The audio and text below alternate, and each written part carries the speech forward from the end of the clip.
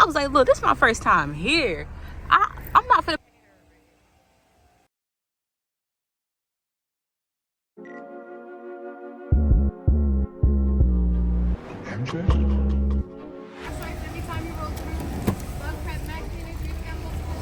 Me too.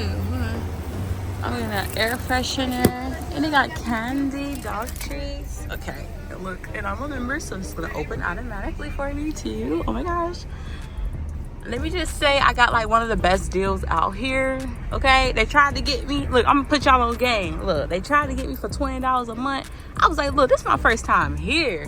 I'm not gonna pay $20 a month up front. I don't even know what y'all got. So he gave me a good old discount, you know what I'm saying? He gave me a discount. So he charged me for one wash, but he gave it to me for the whole month. So yes, guys, the review is looking great so far. Although I am a bit confused, it's supposed to be candy. Is this like car candy, or you can eat it? Because I know there's some paper out there you can't eat. Or is it gum? So I'm gonna have to ask my questions later. So we're gonna see. It looks kind of cool though. Make sure y'all close all the windows. Thank you, sir. Thank you, sir.